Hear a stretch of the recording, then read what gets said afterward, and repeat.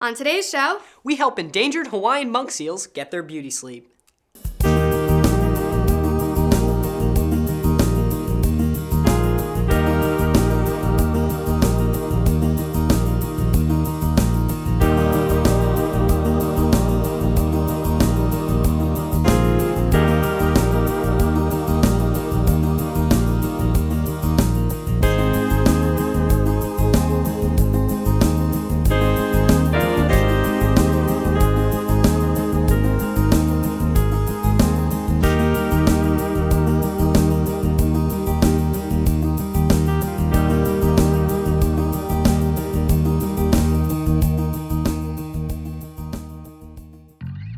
So, ready to make a difference? building a better planet starts with you. Aqua kids, traveling around the world, going where we've never been before, having fun and so much more, learning from our friends of the sea, saving them is up to you and me. Aqua kids. Hey everybody at home, and welcome to another exciting episode of Aqua Kids. I'm Drew. And I'm Katie.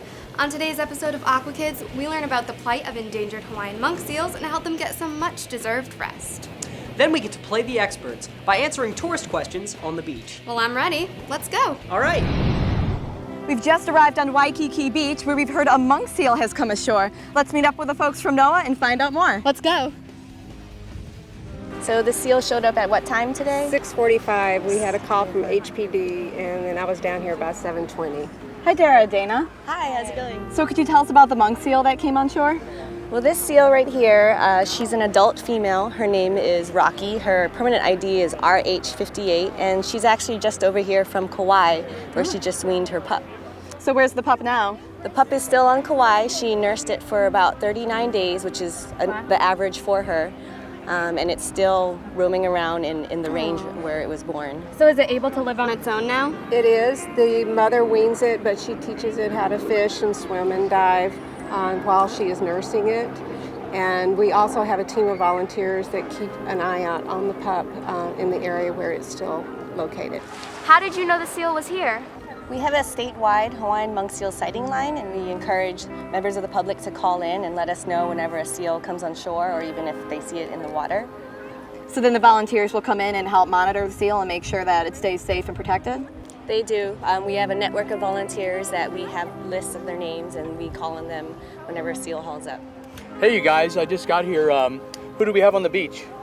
We have Rocky, or RH58. She's an adult female who just weaned her pup over on Kauai. Well, it looks like the crowds are really starting to form here on the beach. We better set up a seal protection zone. What do you think? Sounds good. You think we could help with that? Yeah, let's get everybody together, and we'll set up the seal protection zone. And then since we have a lot of people visiting from out of state, we'll also do some outreach. We can tell them about the endangered Hawaiian monk seal because this is a real treasure for people who don't know about these animals to see this today. All right, well let's get started. Okay, as you can see, the seal's trying to sleep behind us, and the crowds are really building here on the beach. So we want to set up what we call a seal protection zone. So you have these signs that say, please do not approach the seal.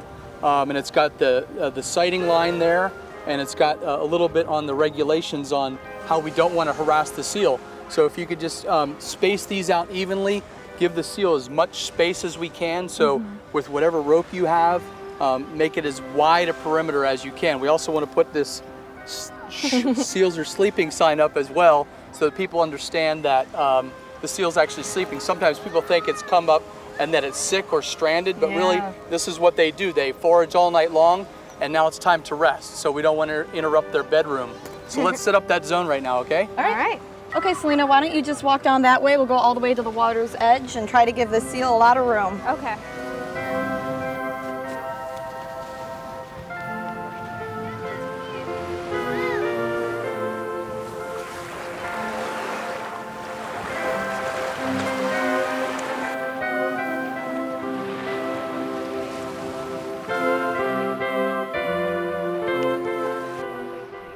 Hi.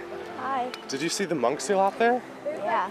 Did you know that the monk seal is an endangered species? Oh, that's sad. Yeah, there's only about 1,100 of them left in the wild. Aw.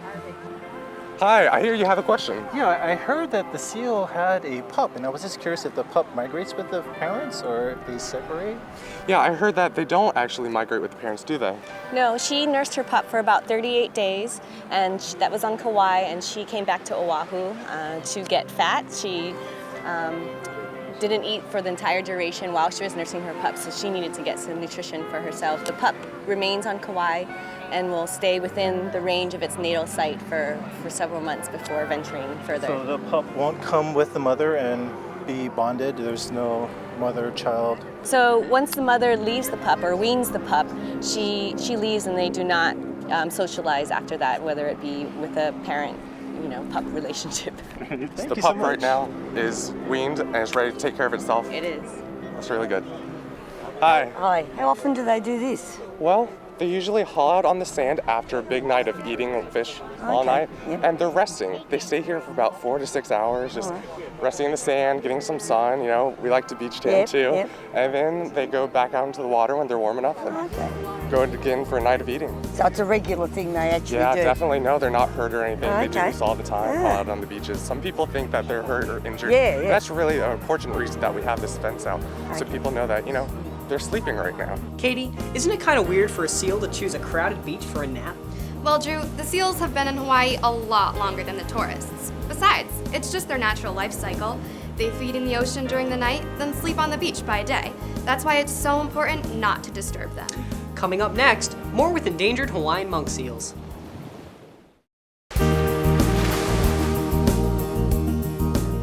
Welcome back to Aqua Kids. We're heading back to Waikiki Beach to learn more about the endangered Hawaiian monk seal and what's being done to protect them. Sounds great. Let's go. Alrighty. Hey, David. Hi, Rachel. So we were noticing that the monk seal really comes right up on the beach with the people. Do you ever have issues with people harassing these animals?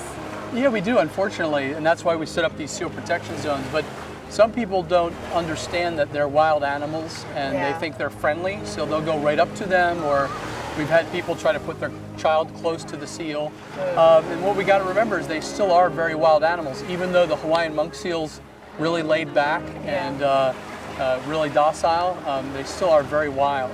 And it's actually against the law to harass them. So again, when we put up these seal protection zones, it's to prevent the public from mistakenly carrying out some kind of an illegal act by scaring the animal into the water or causing detriment to the animal's health. Now, these animals are critically endangered, so it's really important to make sure people are coming out to protect these animals. And we've all seen NOAA's response team in action. Is there anything else NOAA does to help the animals? Actually, there is. All endangered species have what's called a recovery plan, and within that recovery plan are initiatives that will try to prevent the animal from becoming extinct. So NOAA will perform health assessment projects. We'll come out and take a blood sample and different biological samples to gauge the health of the population. In some cases, seals need to be relocated from areas of high human activity to areas of low human activity. And we even place cell phone tags or satellite tags on their back so that we can track their movement around the island. So we can see what their movement patterns are, see how far down how deep they dive, and that tells us about what they're foraging on, what they're eating. And one of the most important recovery initiatives is, of course, public outreach. And you guys from the Aqua Kids today did a great job of helping us out, educating the public, because unless everybody's aware of how critically endangered these species are, we're not going to be able to save them. The federal government can't do it on its own. We need local communities and the public out there. So again, thank you for your help today in educating the public. So what can people do to help? Well, first of all, people can keep a respectful distance. These seals, when they come up on the beach, are there to sleep. They've been out foraging, out making a living all day and all night, and they need to rest. It'd be like somebody coming into your bedroom and setting up all of their stuff and making a lot of noise and getting real close, and that would be disturbing. So we want to give them their space. Also, across the state, we have a hotline number, 888-256-9840. That's our emergency hotline, and if people call that number, there will be somebody from our response network will come out 24/7 and investigate the seal, see if the seal's in trouble, and maybe set up a seal protection zone, or if the seal needs to be brought into rehabilitation, we can mount a response. Katie, I actually just found Jim. He found Rocky this morning. Let's go talk to him. No way, that's so cool. Hi. Hey, Jim, we understand you were the one who found Rocky on the beach this morning. I guess so. I was out here about 5 and saw it. I don't know anything about seals. I thought it was dead. Oh. So that was your first reaction? That was my first reaction. Really? Wow. So I called the NOAA, and they said they'd send security over to see what was going on. Hey, I heard you had a question? I do. I was just wondering, how many pups do they have at a time? Usually they have about 1 pup at a time. Okay. But this seal, Rocky, she's actually had 6 pups in her lifetime. Oh, wow. And they usually have about 1 a year. Oh, nice. Okay, good. Yeah. Thank you so much for your help. You're welcome. I'm here now with Leah from Calgary. Leah? I was just wondering, is the Hawaiian monk seal endangered? Yeah, the Hawaiian monk seal is actually the #1 most critically endangered marine mammal in the United States. There's only about 1,100 left in the wild, 200 in the main Hawaiian Islands. So it makes it really important to make sure that we're giving them plenty of room to rest and protecting them. NOAA actually has a response team that comes down with volunteers, ropes off the area, makes sure that they can rest up during the day so they can go out at night and be strong in the wild. David, can you tell me the threats to the Hawaiian monk seals? Well, here in the main Hawaiian Islands, one of the biggest threats is human disturbance and human interaction. So that's why we set up this seal protection zone today to avoid some type of interaction between the public and the seal. The other thing that we see is sometimes the monk seals will can get entangled in marine debris or fishing nets, and sometimes they'll actually take a fish hook and it'll get caught in the mouth, or they can even swallow the fish hooks. So NOAA Fisheries Service, the agency I work for, has developed this barbless circle hook, which that hook doesn't have a barb at the very tip. And if the seal does happen to bite that hook, sometimes it'll just pop out on its own, or if we, as the response program, go to try to remove the hook from the seal, it's easier for us to get the hook out. So is that what happened to shark bite? Yeah, the seal known as shark bite, he's actually T15M, very old seal. He had sustained a shark bite wound on his side, that's how he got the name. But he had swallowed a fish hook. Veterinarians attempted surgery. He survived the surgery, but a couple days later there was evidence of infection, and he unfortunately had to be put to sleep. The other day we actually attended a special ceremony for shark bite. Could you tell us a little bit about what happened at the ceremony? Well, as I said, shark bite is a very well-known seal here on Oahu and respected by many community members. And the community members got together and decided that they wanted to send the seal off with a Hawaiian blessing. Liu liu ale kau kau koho la lele maka makai o kapapala I e komo aku ho'i au maloko I nā ka pu'unui o ahune la I olu ya oi I ko'u mana ola ho'i he ola ya o I ka ua o ke akua ka haku o kalani o ke I ke mai o nā sila Hawaii e aloha e ano ai. It is finished.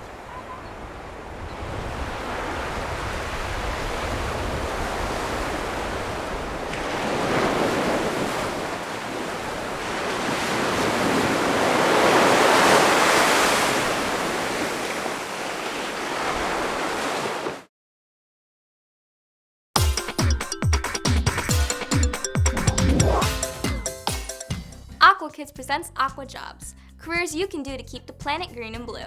If you love the great outdoors and educating people about the natural world, then you might just have the right stuff to be a park ranger. Park rangers perform a wide variety of important duties in the management of parks, historical sites, and recreational areas. They also work in conservation and the use of resources in national parks and federally managed areas. Some of a park ranger's many jobs include forest fire control, sharing natural, historic, or scientific information with park visitors, demonstrating folk art and crafts, guiding tours, search and rescue, and even law enforcement, no matter what your interest, be it wildlife, history, plant life, or archaeology. Being a park ranger can be a fun, adventurous, and rewarding career.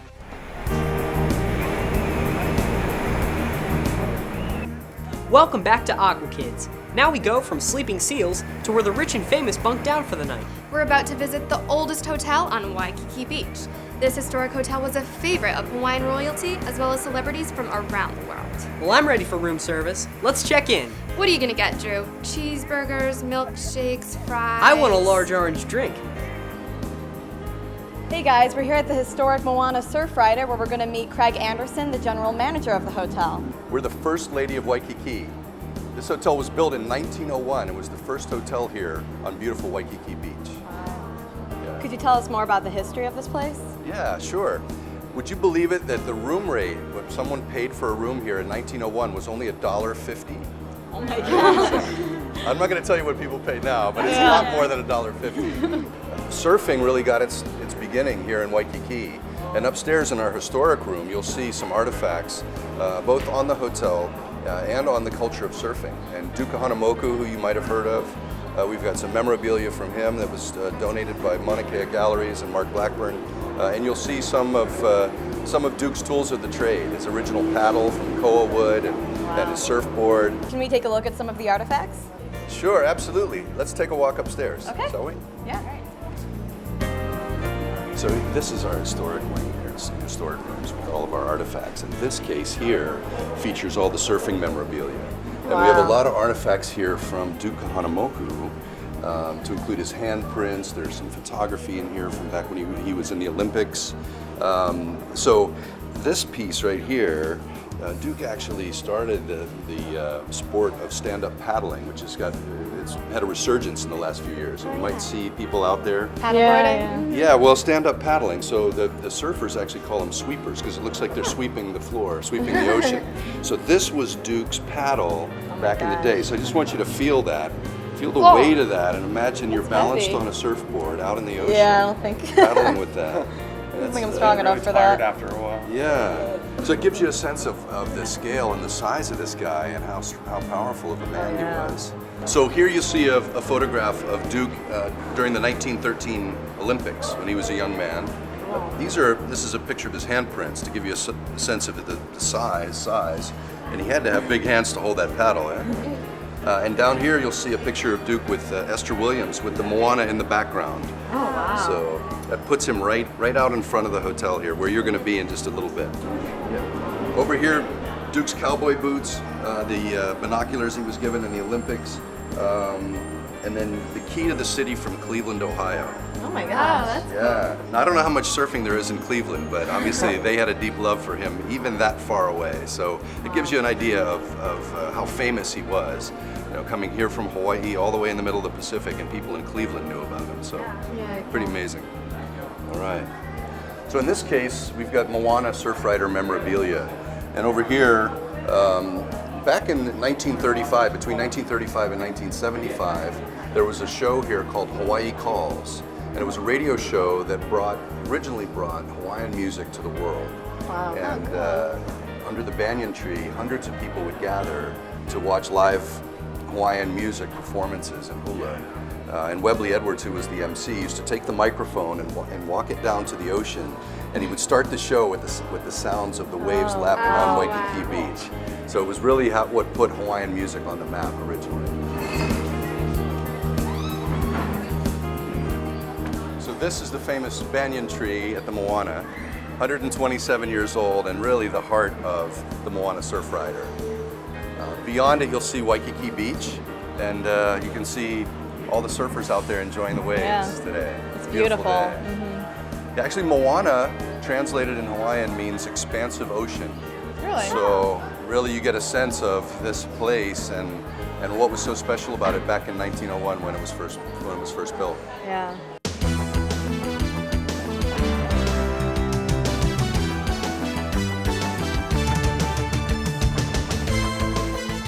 Who says you can't play hockey when the ice melts? Underwater hockey is a fast-paced team sport played in a swimming pool. Players wear diving masks, snorkels, and fins, and have to surface to breathe, even while their teammates in the opposing team keep playing below. They pass a heavy 3-pound puck with short wooden sticks that measure about 14 inches long and try to score points in each other's goals, which are 2 metal buckets sunk on either end of the pool. Now that's a sport I could really dive into. Don't go away. Aqua Kids will be right back.